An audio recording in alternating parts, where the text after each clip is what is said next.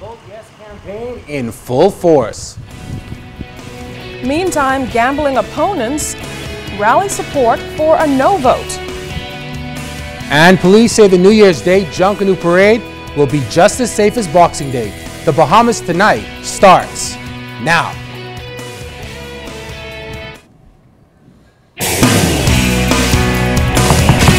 Now in HD.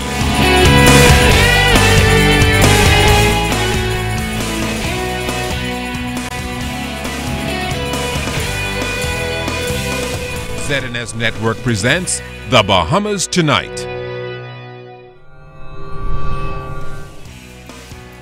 This segment of the news is brought to you by BTC, powered by Lime.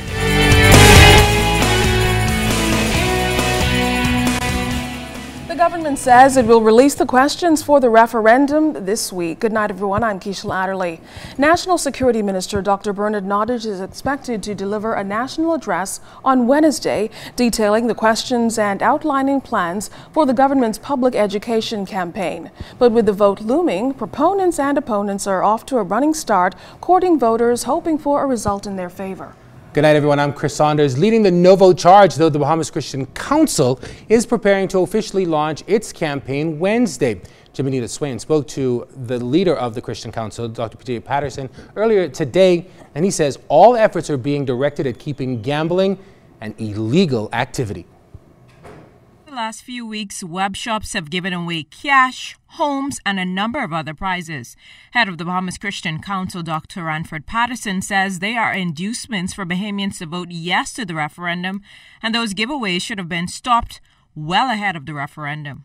The playing field should be level in some ways. And when I say that, you shouldn't have a right to entice people by giving away houses and cars and so forth and so on. You know, I still believe the Bahamian people are going to take everything that they give them and still vote no. Web shops should have been closed. In order for them to do all these raffles, they had to have gotten approval from somewhere. The approval should not have been given. From all advertised indicators, the Vote Yes campaign operators have invested much to sway the public for a yes vote. Dr. Patterson, while not disclosing Vote No's budget, says the focus is on getting the message out and on not competing. And so far, he says the response has been promising. We do have a budget, and we're going to do everything in our power to get the message out. That's the key. We're not here to try to bribe anyone, and that's what we think is being done in the context of the yes vote. They're literally bribing the Bahamian people. The response has been overwhelming. Every day I have persons coming up to me and telling me, thank you for standing up. Thank you for standing up. And so that motivates me to keep going.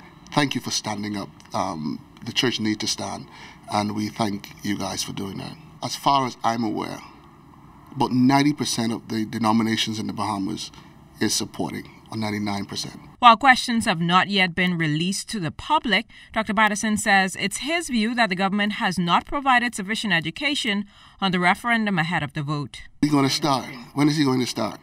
I haven't heard him say a word about what he proposed to do as the government, as far as education is concerned. But, you know, we've asked him to do some things, and we are waiting to see what he's going to do. I just feel as if we are going down a slippery slope. It hurts me so much. Every day I look around and hear that so many persons in our country who are hurting. While a yes vote is not expected, Reverend Patterson says if there is one, the church will still be around to pick up the pieces. Jimenita Swain, ZNS Network News. Now, the discussion is intensifying 4 weeks ahead of the poll. The opposition says, for its part, they believe the poll is premature. Yeah, and with just under a month left before Bahamians head to the polls to decide, the opposition believes it's really not enough time for a proper educational process to take place. Now, Andrew Knowles joins us live with what's going on with this. Andrew, with what the opposition and a gambling interest have to say about this, it's something very interesting, isn't it? It surely is, with only 4 weeks to go before the gambling referendum, and the campaign trail is set to heat up this week as both sides of the divide will officially launch their campaigns. This as the wording of the questions to the electorate are also set to be released this week.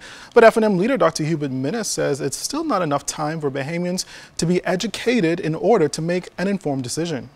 If you're not educated, you don't know the question, how can you truly ask an individual to vote? So all we were saying is that if you don't know the issues, you don't know the question, you're not educated, then of course you vote no until you can make a democratic, true, responsible decision. The F&M leader says an independent commission should be appointed to properly educate the public in an unbiased manner and in an adequate time frame, while also ensuring the questions are released in enough time for the educational process to occur. You cannot ask an individual who disagree to educate somebody. They would educate in their negativity.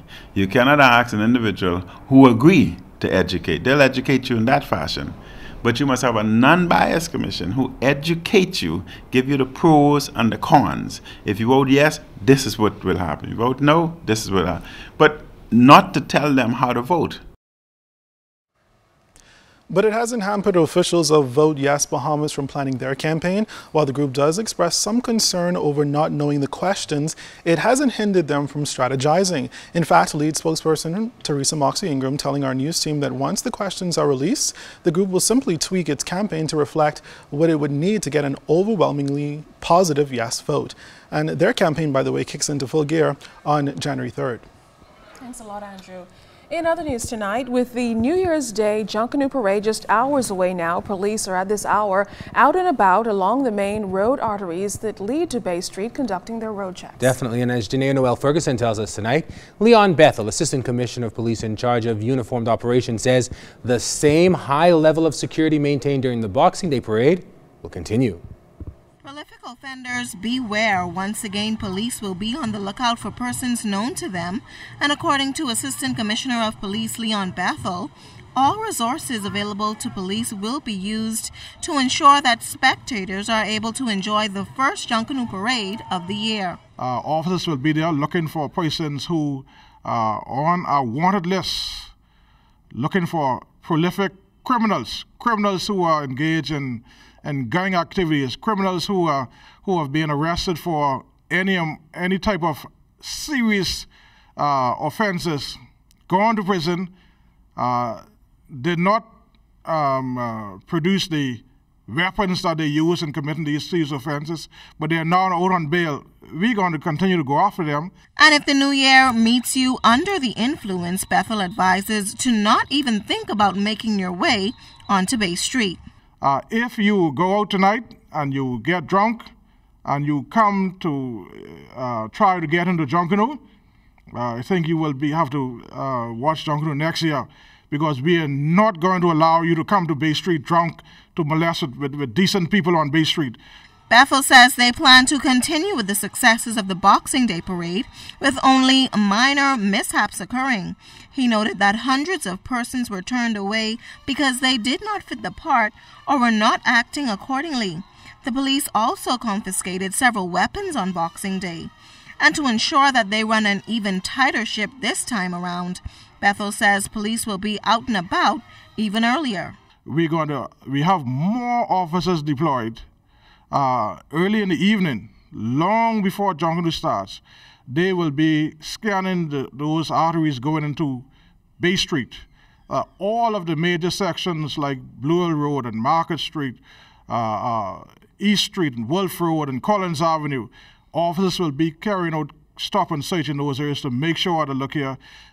If people move about early, we'll catch them early. If they move about late, we'll catch them late. Now, the New Year's Day Parade starts at 2 a.m., but police are advising persons to get here a bit early, because if you have bleacher seats, everyone who enters these security gates will be subject to a search.